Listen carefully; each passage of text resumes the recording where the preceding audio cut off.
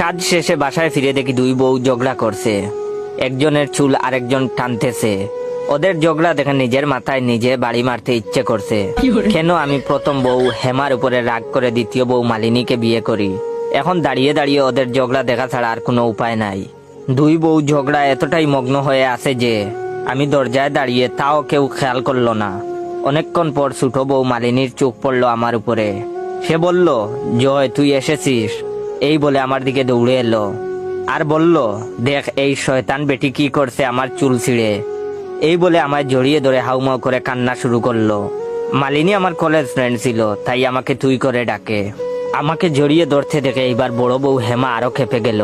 পিছন থেকে মালিনীর চুল ধরে টেনে মাটিতে ফেলে দিল আর চিৎকার করে বলল, বদমাইশ বেটি, তোর এত সাহস হলো কি করে আমার সামনে আমার জামাইরে জড়িয়ে ধরিস। এই বলে দুইজন এইবার মারামারি শুরু করলো। হেমা বিয়ের পর একদিন রাগ করে বাপের বাড়ি চলে যায়। আনতে গেলে বলে, আমি তোমার সাথে যাব না। তখন তারে বলি, না গেলে আরেক বিয়ে করব। হেমা উত্তর দেয়, পারলে করো বিয়ে।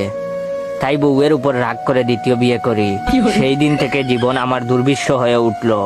মারামারি বেশি হচ্ছে দেখে দুজনকে ছাড়াতে মাঝখানে ঢুকলাম। দুজনকে দুদিক নিয়ে জিজ্ঞেস করলাম, কি হয়েছে, ঝগড়া কেন করছো? তখন হেমা বলল, শুনো, আমি তোমার প্রথম বউ, তাই আজকে থেকে তুমি আমার সাথে থাকবে। না হলে বউ থাকার পরও দ্বিতীয় বিয়ে করার অপরাধে জেলে পাঠাবো।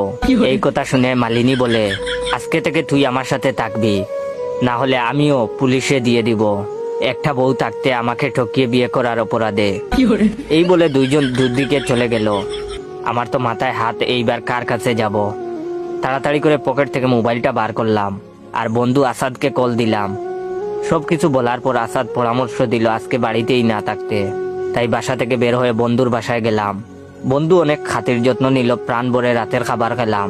তারপর ঘুমিয়ে পড়লাম বন্ধুর সাথে, ফোনটা বন্ধ করে, যাতে কেউ কল না দিতে পারে।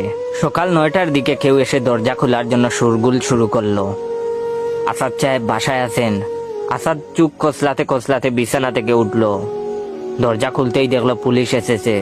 আমিও পুলিশের কথা শুনে তাড়াতাড়ি রুমের বাইরে গেলাম। তখন পুলিশ বলল, আপনাদের মধ্যে জয় কে? পুলিশের প্রশ্নের উত্তর দিলাম, জি আমি। তখন আমাকে বলল, আপনাকে আমাদের সাথে থানায় যেতে হবে, বড় সাহেবের নির্দেশ। সঙ্গে আসাদকেও। থানায় পৌঁছে দেখি আমার দুই বউ বসে আছে। আমি চমকে উঠলাম ওদের দেখে। জিজ্ঞেস করলাম, তোমরা এখানে কেন? তখন থানার ওসি বলে, তারা দুজন এখানে কি করতে তা আমি বলছি। এই বলে ওসি সাহেব আমার গালে একটা চড় বসিয়ে দিল। মনে হচ্ছে ডান পাশের সবগুলা দাঁত নড়ে চড়ে উঠলো। আমাকে চড় মারতে দেখে বন্ধু আসাদ